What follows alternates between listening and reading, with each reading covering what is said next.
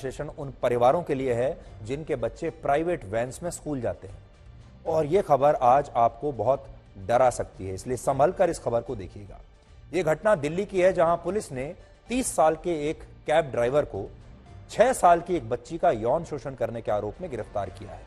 और इस आरोपी ड्राइवर का नाम है मोहम्मद अजहर।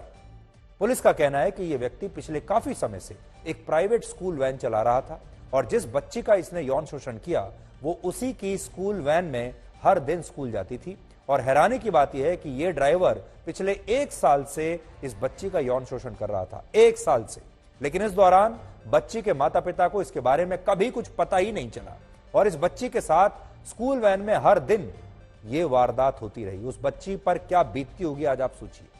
इससे भी ज्यादा चौंकाने वाली बात यह है कि स्कूल वैन में इस बच्ची के अलावा 10 से 15 और बच्चे भी हर रोज उसके साथ स्कूल जाते थे और इन बच्चों का घर इस बच्ची के घर के बाद आता था। लेकिन इसके बावजूद ये ड्राइवर पूरे 1 साल तक इस पीड़ित बच्ची को सबसे आखिर में घर पर ड्रॉप करता था। आखिर में जब ये बच्ची अकेली रह जाती थी तो आखिर में इस बच्ची को ड्रॉप करता था और इसके माता पिता ने कभी इसका संज्ञान नहीं लिया या इस पर गंभीरता से सोचा ही नहीं। और इस दौरान ये बच्ची भी इतनी छोटी थी कि उसके लिए ये बात समझ पाना बहुत मुश्किल था कि उसकी स्कूल वैन में उसके साथ कितना घिनौना अपराध हो रहा है। और इसलिए 1 साल तक इस घटना के बारे में किसी को कुछ पता नहीं चला।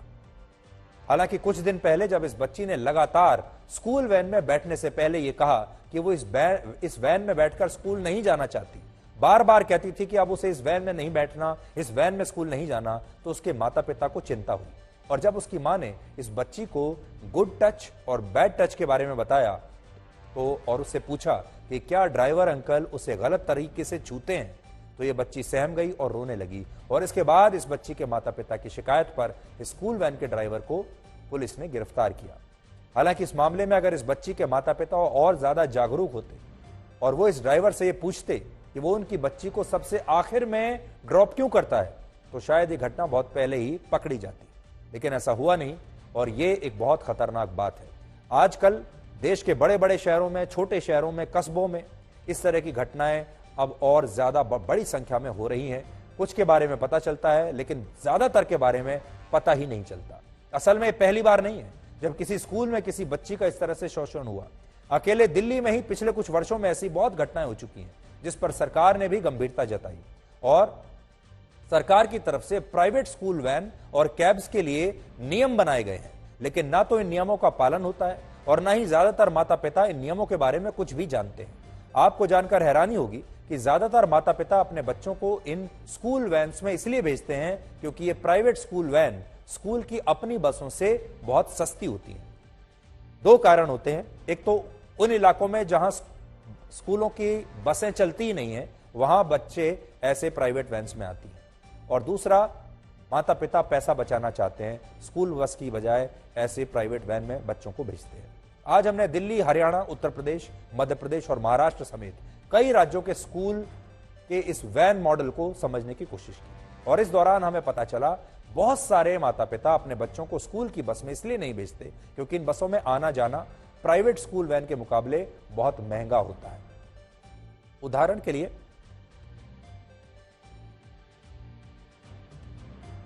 अब हम आपको यह बताते हैं कि इस समस्या का समाधान क्या है। अगर आप ध्यान से सुन रहे हैं तो इन पॉइंट्स को नोट कर लीजिए। आज हमारे पास आपके लिए 5 जरूरी सुझाव हैं, आप नोट करिए। पहला सुझाव तो ये कि सस्ते के चक्कर में अपने बच्चों को स्कूल बस की जगह प्राइवेट स्कूल वैन्स में बिल्कुल ना भेजें। दूसरा, अगर किसी स्कूल के पास अपनी खुद की बस नहीं है और ऐसी स्थिति में किसी माता पिता के पास प्राइवेट स्कूल वैन्स का ही विकल्प है तो उन्हें 3 बातों को बहुत ध्यान रखना है। पहला, वो स्कूल वैन सरकार द्वारा रजिस्टर्ड होनी चाहिए। दूसरा, उस स्कूल वैन के ड्राइवर का पुलिस वेरिफिकेशन जरूर होना चाहिए। तीसरा, अगर उस वैन में कोई बच्ची भी जाती है तो ये सुनिश्चित करें कि स्कूल वैन में उसके साथ एक फीमेल अटेंडेंट, एक महिला अटेंडेंट जरूर हो। इसके अलावा आप स्कूल वैन के ड्राइवर को गाड़ी के अंदर डैश कैम, जीपीएस और स्पीड गवर्नर जैसी चीजें लगाने के लिए कह सकते हैं जिनसे बच्चों की निगरानी करना आसान हो। चौथा सुझाव यह है कि अगर आपका बच्चा वैन में स्कूल जाने से बार बार मना करता है तो उस पर दबाव बनाने के बजाय उससे जानने की कोशिश कीजिए कि वो वैन में क्यों नहीं जाना चाहता। और जिस बच्चे को स्कूल में स्कूल वैन में सबसे बाद में ड्रॉप किया जाता है और सबसे पहले पिकअप किया जाता है, उन बच्चों के माता पिता को ज्यादा सावधान होना चाहिए, क्योंकि अगर वो आपके बच्चों को पहले पिक कर लेते हैं तो आपका बच्चा काफी देर तक अकेला रहता है ड्राइवर के साथ, और अगर आखिर में ड्रॉप करते हैं तो भी आपका बच्चा ड्राइवर के साथ काफी समय अकेला बिताता है। तो आपको ज्यादा सावधान रहने की आवश्यकता है।